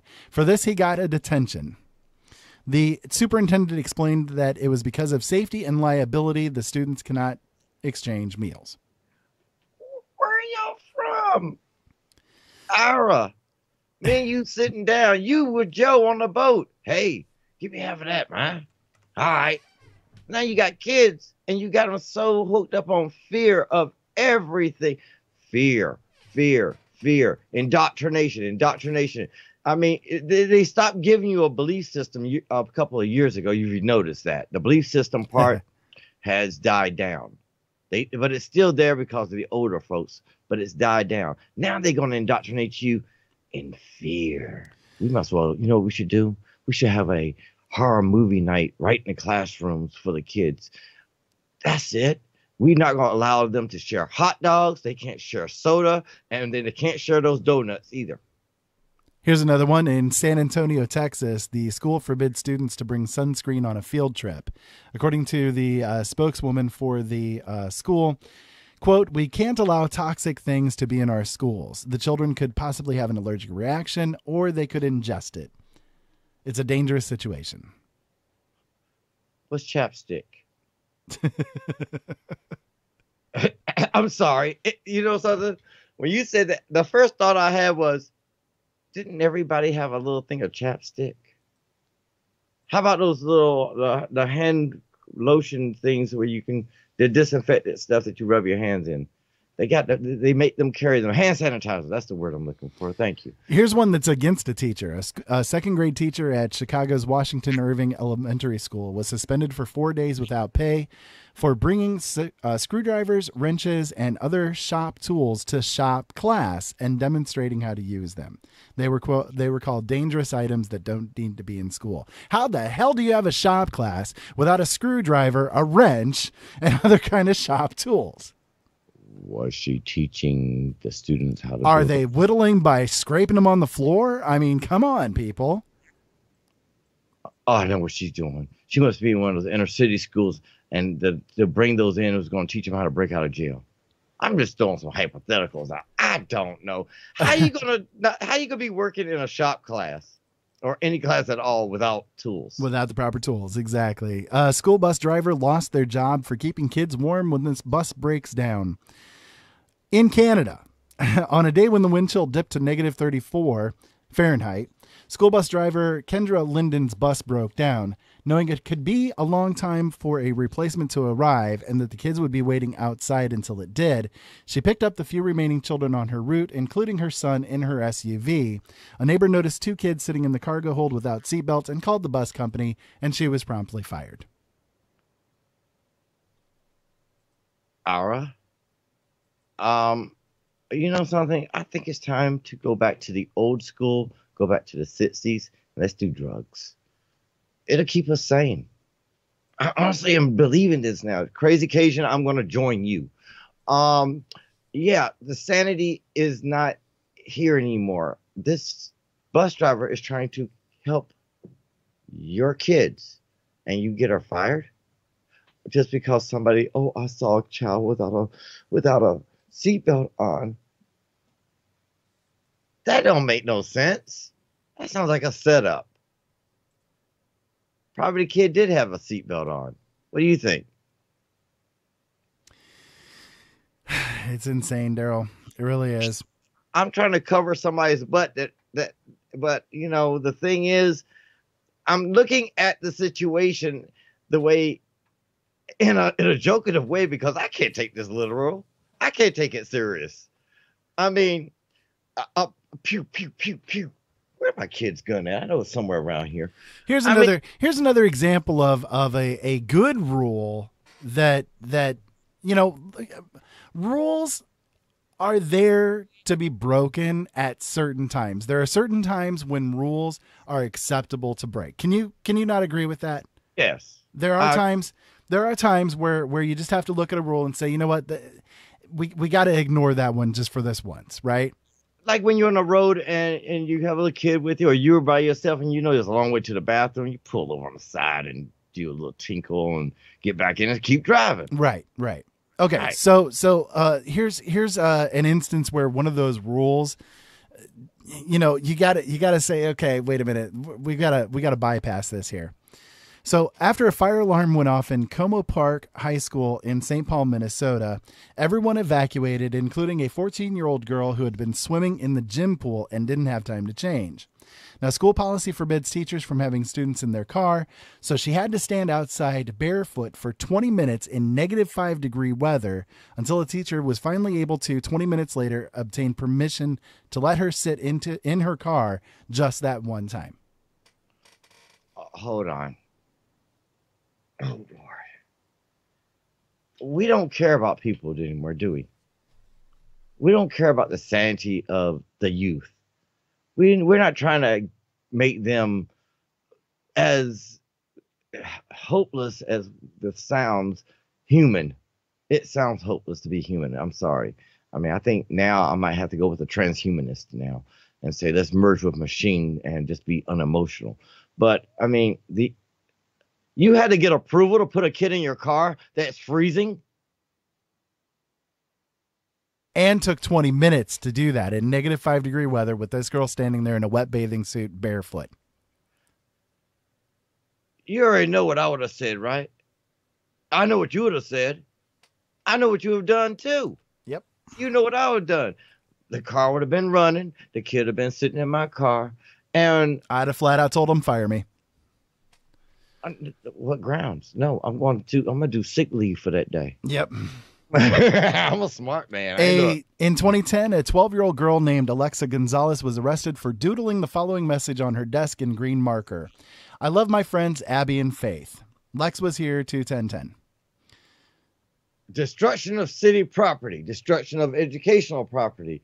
Am I on the right path? She was placed under arrest and threatened with suspension. The traumatizing experience was due to zero-tolerance policies against graffiti, which the doodle was considered.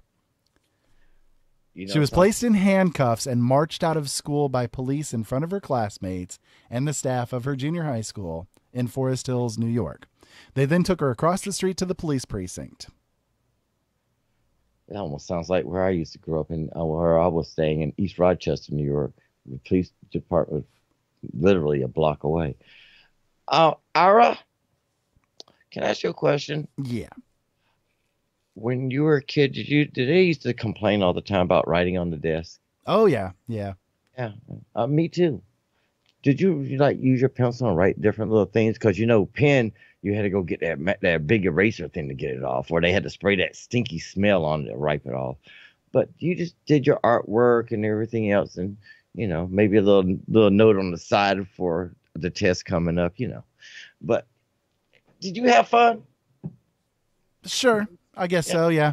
Okay. Did it more as a rebel thing, Yeah. And this kid just wants to say she loves her friends. And she was here. What kind of society do you think we live in? I mean... An insane one. Can we turn back the hands of time at any point in time and just like erase Obama? So how about this one? This one's crazy. A 9-year-old boy was suspended after he told his friend that his teacher was cute in a suggestive manner, along with calling her fine. When a substitute teacher heard his comments, the boy was suspended for what the principal of the school called sexual harassment. Stop. Now, I was in high school, and I had a teacher named Miss Ball. Anybody from St. John, y'all know, my class, y'all know what time it is. Miss Ball was beast. That girl was beast. Oh, Lord. We all were talking that smack. Maybe, you know, it's got to be a generational thing. Because I think there was a lack of intelligence after the year 1998. It all went downhill just like the music industry. What do you think, Ira? I mean, I'm serious, because you know how boys are, and you know how girls are. You know, girls looking at the male teachers like, yeah, I want a husband like him one day. And you know, us boys, we're just like, yeah, yeah. What is wrong with this world? What's wrong with this country? What's wrong with actually expressing a liking? Hold on. Well, maybe because the teacher was of... No, I won't go there. Go ahead. There was another student who was suspended from school. He was 6 years old. He gave his teacher a kiss on the cheek, and he was suspended from school because of sexual harassment. Now, the teacher herself didn't do anything. It was somebody else in the school that saw it and said that that boy was sexually harassing the teacher. Do you remember when you used to be able to hug your teacher? Yeah, I do. Those were good days, weren't you? Yep. And your teacher would call your house, and tell your mama or anybody that would listen how bad you were today. You know you get in trouble. You had more fear of home and getting in trouble than you had a fear of school. I'm scared to go to school. Yeah. Look, I got fear. I would not want to be young again. I said it. I'm done. That's the end of that one. I would not want to be young again. No, I wouldn't either. Not in today's day and age. Most certainly not. I had a great time growing up. I really did. I had a great time growing up, and I'm glad for the way that I was raised. You know, I was raised with a very open type of situation. You know, it was great. Now I want to shift gears a little bit here. I want to switch our viewpoint over to Australia for a minute. You know somebody from Australia, don't you? Yeah.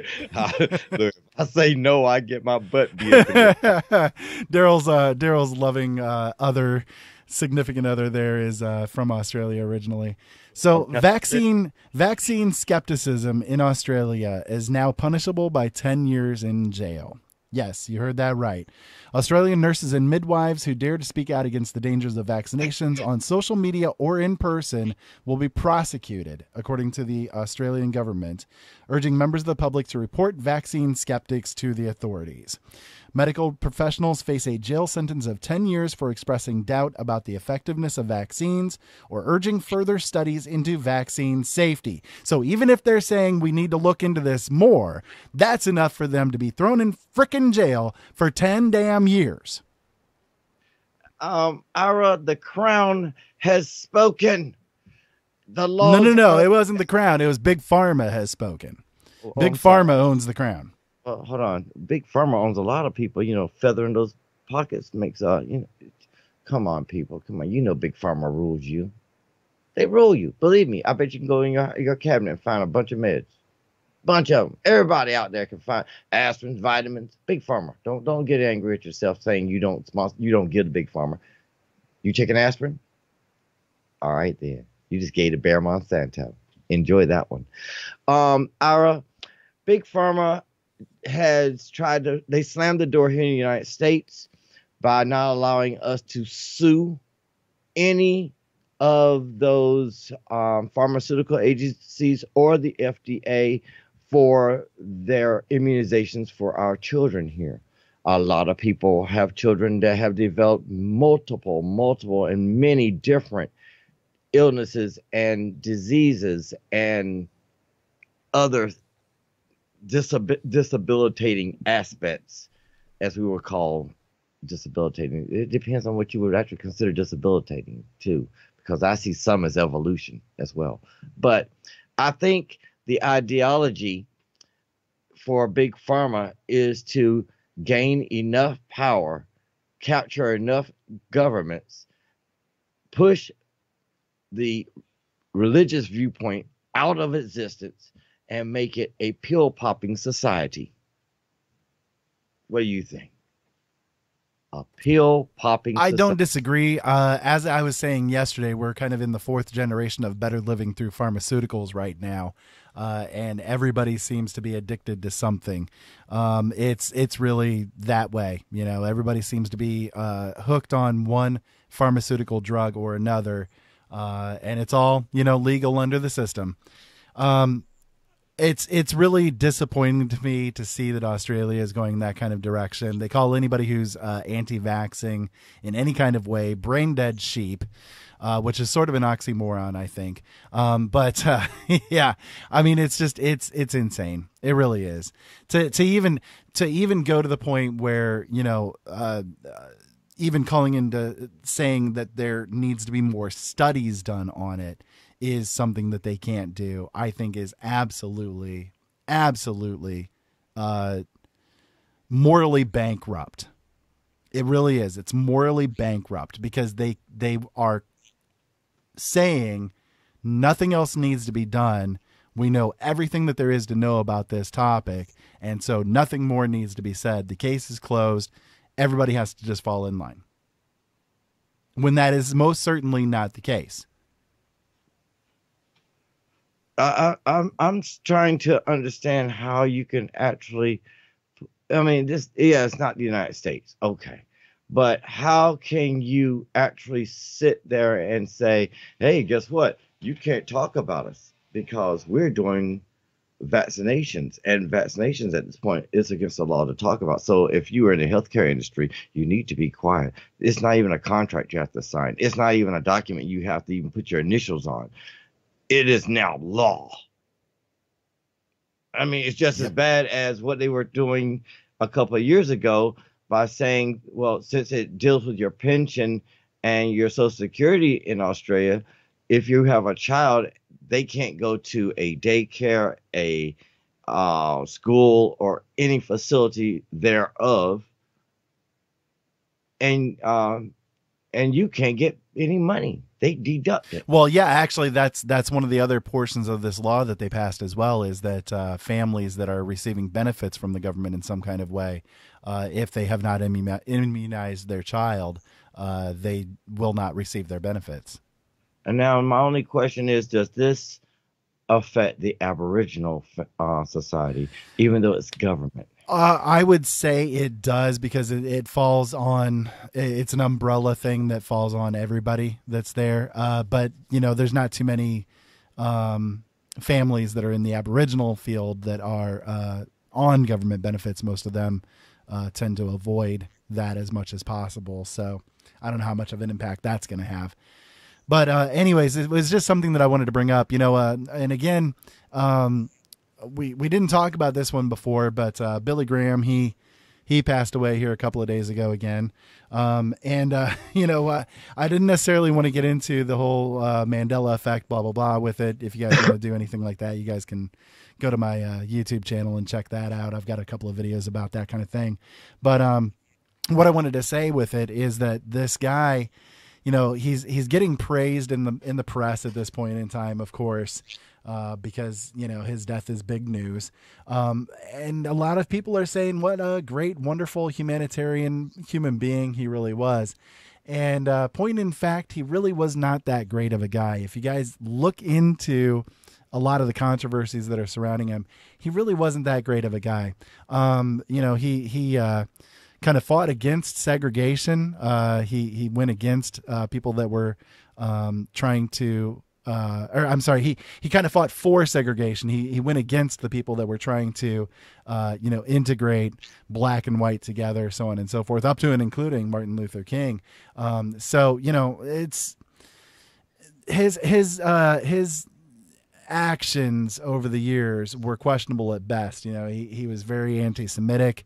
He was not in tune with blacks in any kind of way. You know, and I mean, it's just, it goes on and on and on. I would definitely recommend people out there, they do their own fact checking for themselves when it comes to this guy, because they're praising him right now, you know, and he's not really somebody that needs to be praised overall. He's the one that was the kind of, he was the progenitor of the salvation movement, you know, that you just need to say the words and accept Christ into your heart and you're saved. He picked that up from Billy Sunday, who originated it. But it didn't really have much power until Billy Graham came on the scene and started to spread that to the millions of people that he had as a listenership, and people grabbed hold of it. But before he came along, you know, before Billy Sunday invented the salvation prayer, the sinner's prayer, you know, until he invented that concept, it didn't exist in Christianity. Oh, wow. So, you know, again, you might want to kind of take a look at things and investigate for yourself, because you might, you know, if you're concerned about that kind of thing, you might not be ending up in the place that you'd like to end up if that's you know, what you've done. I don't know. I'm not judging or anything. I'm just trying to say, you know, this is where the concept came from. It was because of him. He's the one that really spread that movement around. But that didn't even exist until he came along. So anyways, Daryl, we're almost out of time here. Anything that you want to toss in here at the end? Well, ladies and gentlemen, just do your research. Please do some research. Do the research on any topic we spoke on tonight. Do your research even on thoughts that you have in your head. Do your research on fear. How about that? That's a topic. School fear. See how many articles and how much information you can gain and gather. Hey, guess what? Everyone has Google. Think about what I just said. If you think you know how to use Google successfully, then you go into the bar and type the word school fear and see how many articles you can find on the topic. It's not that hard. I want to thank Al Robinson and tell him how grateful I am, not only to be his publisher, but to be on his show.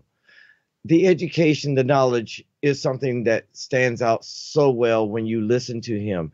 And like he would tell you, he knows the Bible better than 98% of y'all would.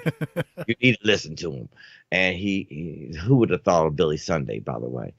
On the next note, please donate to Open Eyes Network and the LNM Family Network, because we're viewer and listener supported. Viewer meaning YouTube, listener meaning the network, www.lnmradionetwork.com. Also, on Saturday at 7 p.m. till 9 p.m. on the LNM Radio Network, and Encounters with the Neelys will have Dr. Jason Rand. Dun-dun-dun-dun-dun. Should be a good show. Oh, that's going to be a fun show. And I want to say goodnight to all of us, everyone. I know Ira wants to say goodbye, Daryl. Please say goodbye, Daryl. Yep, we're almost out of time here, Daryl. Thank you so much for coming on here on this last hour. We appreciate it. And thank you again to Michelle Lynn for coming on earlier in the show. We definitely appreciate you coming on. And I hope you had a good time, too. If you guys want to go to the archive of this show, it's going to be over at our website, openeyesnetwork.com. You guys can find all the archives of all of the shows that we do over there. You guys can also send me an email to feedback@openeyesnetwork.com. And if you want to meet us on social media, we're all over the place there as well. Open Eyes Network on all of the different platforms out there. Don't forget as well, if you guys want to check out my books, you can go to my website, originalworlds.com. And don't forget to go over to our YouTube channel as well. We've been doing a lot of really interesting things with it lately, up to and including playing some video games on there, some Let's Plays and that sort of thing.